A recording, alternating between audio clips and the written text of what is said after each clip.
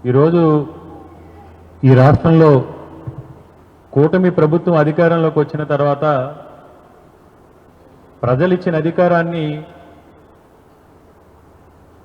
రాజ్యాంగాన్ని కట్టుబడి కాకుండా ప్రజాస్వామ్య పద్ధతిలో కాకుండా ఒక నియంతృత్వ నిరంకుశత్వ పోకడలతో ఈ రాష్ట్రాన్ని కూటమి ప్రభుత్వం పరిపాలిస్తూ ఉంది. ముఖ్యంగా ఎన్నికలకు ముందు అధికారం చేపట్టడమే లక్ష్యంగా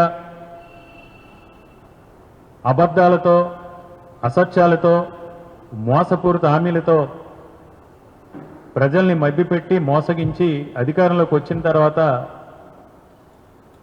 ఈరోజు ఈ రాష్ట్రాన్ని పరిపాలించడంలో విఫలం చెంది చేతకాక ఈ రాష్ట్ర భవిష్యత్తుని అధోగతి పాలు చేసి ఇచ్చిన హామీలేవి కూడా నెరవేర్చలేక ప్రజల నుంచి తీవ్రమైన వ్యతిరేకత వ్యక్తమవుతున్న తరుణంలో ఈ ప్రభుత్వ వైఫల్యాలను కానీ, ఈ ప్రభుత్వం చేస్తున్న తప్పులను కానీ, ఈ ప్రభుత్వం చేస్తున్న అరాచకాలను కానీ ఎవరైనా ప్రశ్నించినా లేకపోతే వారి హక్కుల గురించి, విధుల గురించి కూడా ఈ ప్రభుత్వాన్ని అభ్యర్థించినా సరే ఈ ప్రభుత్వంలో జరుగుతున్న అన్యాయాల్ని, అక్రమాల్ని, ముఖ్యంగా అపచారాల్ని, అపవిత్రమైన కార్యక్రమాల్ని,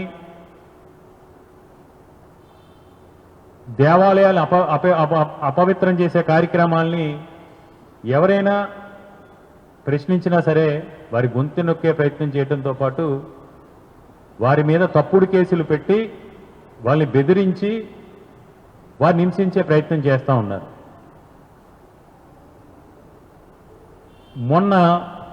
నిన్న కాక మొన్న ఉత్తరాంధ్ర ఇలవేల్పు, ఉత్తరాంధ్రక కాదు ఈ దక్షిణ భారతదేశంలోనే మన తిరుమల తిరుపతి దేవస్థానం వెంకటేశ్వర స్వామి ఎంత పవిత్రమైన దేవాలయమో, ఎంత ప్రసిద్ధి చెందిన దేవాలయమో, అదేవిధంగా విశాఖపట్నంలో వెలిసి ఉన్న శ్రీ వరాహ లక్ష్మీ నరసింహస్వామి దేవాలయానికి కూడా అంతే ప్రాముఖ్యత, అంతే విశిష్టత ఉన్న దేవాలయం. ఈ దేవాలయంలో ఒక ఫ్యామిలీ దర్శనానికి వెళ్ళి దర్శనం చేసుకున్న తర్వాత అక్కడ లడ్డు పులిహోర అనేది ప్రసాదం కింద దేవాలయం తరపున అమ్మటం అనేది సాంప్రదాయం.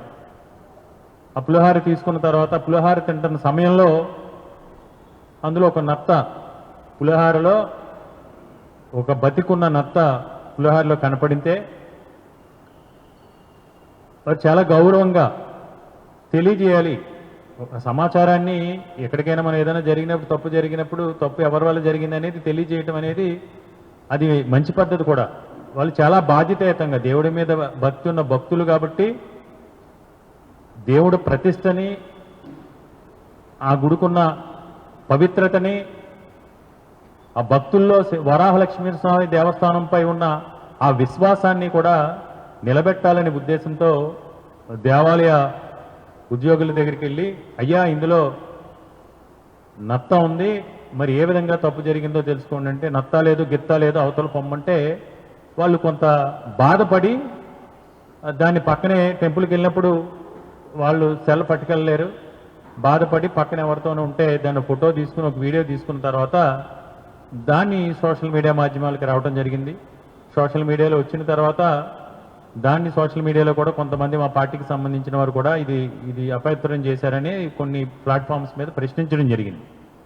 ఈ ప్రశ్నించినందుకు గాను రాష్ట్ర వ్యాప్తంగా ఈ అపవిత్రమైన కార్యక్రమం భక్తుల విశ్వాసాన్ని దెబ్బతీసే కార్యక్రమం అక్కడ జరిగింది కాబట్టి దీనివల్ల ఈ ప్రభుత్వ అసమర్థత గత కొంతకాలంగా, ముఖ్యంగా కూటమి ప్రభుత్వ అధికారంలోకి వచ్చిన మొదటి నుంచి కూడా సింహాచలం దేవస్థానంలో కావచ్చు, తిరుమల తిరుపతి దేవస్థానంలో కావచ్చు, కనకదుర్గమ్మ వారి దేవస్థానంలో కావచ్చు, నిన్న వైకుంఠ ఏకాదశి, మొన్న ముక్కోటి ఏకాదశి రోజు శ్రీకాకుళం జిల్లాలో జరిగిన సంఘటన కావచ్చు, నిన్న ద్రాక్షారామంలో జరిగిన సంఘటన కావచ్చు, వీటన్నిటిలోని కూడా ఈ ప్రభుత్వం సనాతన ధర్మం ఈ ప్రభుత్వంలోనూ కొంతమంది పెద్దలు ఎక్కడో తిరుమల తిరుపతి దేవస్థానంలో ఒక తప్పుడు ఆరోపణ చేసి అక్కడ అపవిత్రమైందని ఇక్కడ విజయవాడకు వచ్చి విజయవాడ దుర్గమ్మ గుళ్ళో మెట్లు కడుగుతారు. కనీసం ఈరోజు నిన్న జరిగిన సంఘటన గురించి ఆ భక్తులు ఆవేదన చెంది ప్రసాదం అంటే ఏంటి, దానికి ఒక ప్రత్యేకత ఉంటుంది, ఒక పవిత్రత ఉంటుంది. దేవుడికి గుడికి వెళ్ళిన తర్వాత ఆ ప్రసాదాన్ని స్వీకరిస్తే ఆ దేవుడి అనుగ్రహం, ఆ దేవుడి చల్లని కరుణ కటాక్షాలు మనమే పడతాయని ప్రసాదాన్ని మనం పవిత్రంగా భావిస్తాం. ఆ పవిత్రంగా భావించే ప్రసాదం గురించి ప్రశ్నించినందుకు వాళ్ళ మీద ఈరోజు ఎఫ్ఐఆర్ వేసి non bailable arrest warrant issue చేయడం జరిగింది. అది మనం ఎక్కడ ఉన్నాం? అసలు ప్రజాస్వామ్యంలో ఉన్నామా, రాచరికంలో ఉన్నామా? అసలు అంబేద్కర్ గారి రాజ్యాంగానికి అనేది విలువ ఉందా మీకు? అంబేద్కర్ రాజ్యాంగం పైన మీకు ఏమైనా గౌరవం ఉందా మీకు? అసలు అంటే ఏంటి అసలు మీ ఆలోచన ఏంటి? మీరు ఏం చేసినా, వ్యవస్థలను ప్రశ్న పట్టించినా, దేవాలయాల ప్రతిష్టని దిగజార్చినా, కనకదుర్గమ్మ గుళ్ళో మీరు కరెంటు బిల్లు కట్టలేక పవర్ కట్ చేసినా, ద్రాక్షారామంలో శివాలయాన్ని ధ్వంసం చేసినా, సింహాచలం చరిత్రలో, సింహాచలం శ్రీ వరాహలక్ష్మీ నరసింహస్వామి దేవాలయ చరిత్రలో వందలాది సంవత్సరాలుగా చందనోత్సవం అంటే లక్షలాది మంది భక్తులు వస్తారు. గిరి ప్రదక్షిణ అంటే లక్షలాది మందిలో భక్తులు వస్తారు. ఎప్పుడు జరిగిన దుర్ఘటన ఈ సంవత్సరం ఏప్రిల్ 30వ తారీఖున చందనోత్సవం సందర్భంగా నిజరూప దర్శనం ప్రారంభమైన వెంటనే గోడ కూలి 7 చనిపోవడం జరిగింది సింహాచలం దేవస్థానంలో. కనీసం ఈ రోజు వరకు కూడా అప్పుడు చైర్మన్గా ఉన్నటువంటి వ్యక్తి అక్కడే ఉన్నా వారిని పరామర్శించిన పాపాన పోలేదు. ఈ ప్రభుత్వం ఏదో కంటి చురుచరిగా మీకు అప్పటికప్పుడు హోమ్ మినిస్టర్ గారు, ఆ సంబంధిత అధికారులు, లేదా ఈ కూటమికి సంబంధించిన నాయకులు వచ్చి మీకు ఉద్యోగం ఇస్తామని మభ్యపెట్టి వారు నోరు నొక్కారు. ఈ రోజు తర్వాత అయిపోయిన తర్వాత 2 రోజులు తిరగకుండానే వాళ్ళు అన్నీ ఒప్పుకున్న తర్వాత సరే ఏదో జరిగింది, వాళ్ళ బాధలో వాళ్ళు ఉన్నారు, ప్రాణాలు కోల్పోయారు, కుటుంబ సభ్యులు కోల్పోయారు, ఆత్మీయతను కోల్పోయారు, అనుబంధాన్ని కోల్పోయారు అని బాధలో ఉండి ఏదో చెప్పిన తర్వాత అవుట్సోర్సింగ్ ఉద్యోగాలు అన్నారు. మరి ఈ రోజు వరకు కల్పించారా?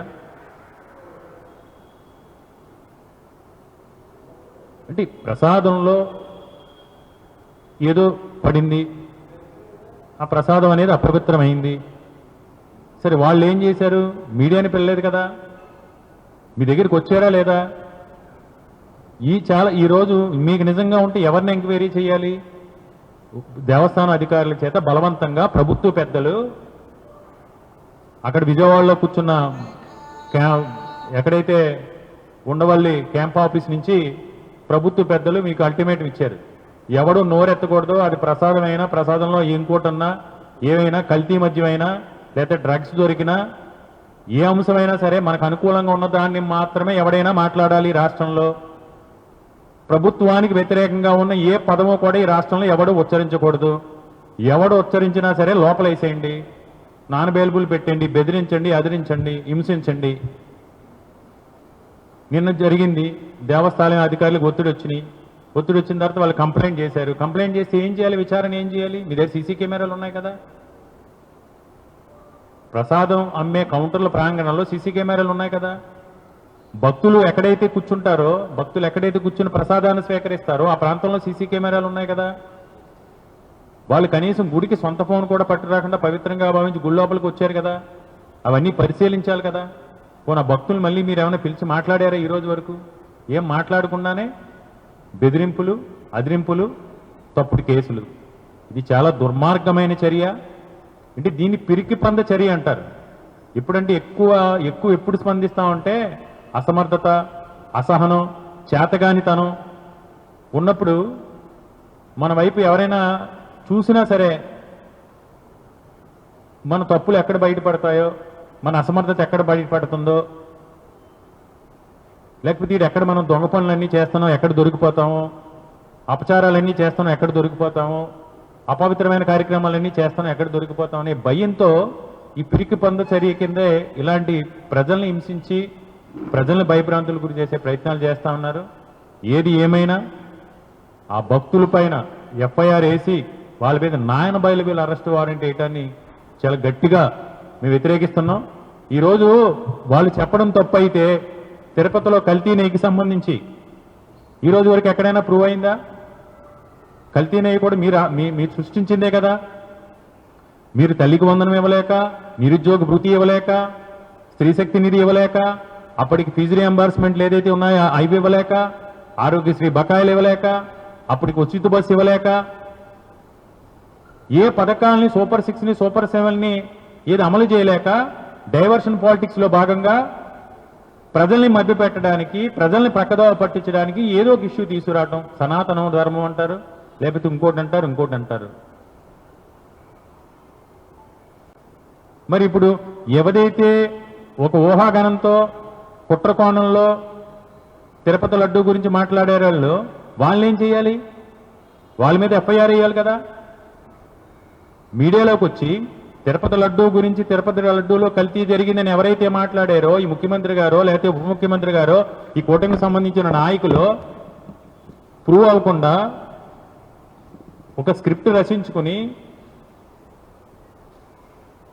మీరు దాన్ని ఆ దేవాలయ విశ్వాసాన్ని, ఆ దేవాలయ వెంకటేశ్వర స్వామిని ఆరాధించే, వెంకటేశ్వర స్వామిని కొలిచే వెంకటేశ్వర స్వామి భక్తుల విశ్వాసాలన్నింటినీ కూడా మీరు దెబ్బతీసినట్టే కదా.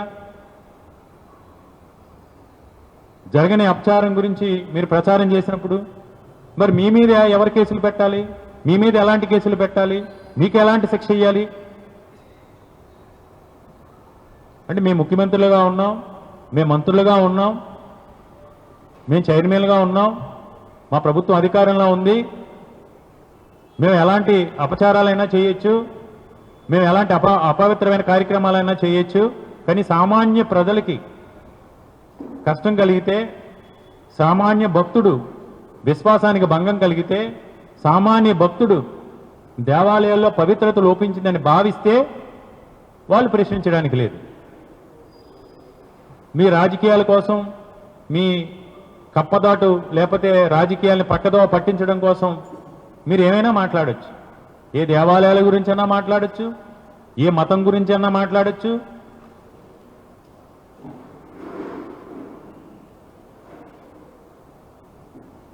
ఏ గ్రంథం గురించి అయినా మాట్లాడచ్చు. ఇది హేయమైన చర్య, పిరికిపంద చర్య. ఇప్పటికైనా పోలీస్ అధికారులు కూడా దేవాలయ అధికారులు కంప్లైంట్ ఇచ్చారు, పిలిపించండి, మాట్లాడండి. మీదే సీసీ కెమెరా ఫుటేజ్లు ఉన్నాయి కదా, నిజాయితీగా నిష్పక్షపాతంగా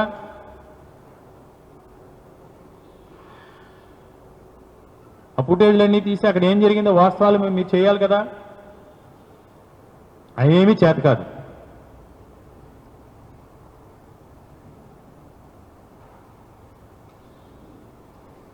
ఎక్కడైనా కనకదుర్గమ్మ గుడి చరిత్రలో ఎంతో పవిత్రంగా భావిస్తాం. ఆంధ్రప్రదేశ్ రాష్ట్రంలో, ఉమ్మడి ఆంధ్రప్రదేశ్ రాష్ట్రంలో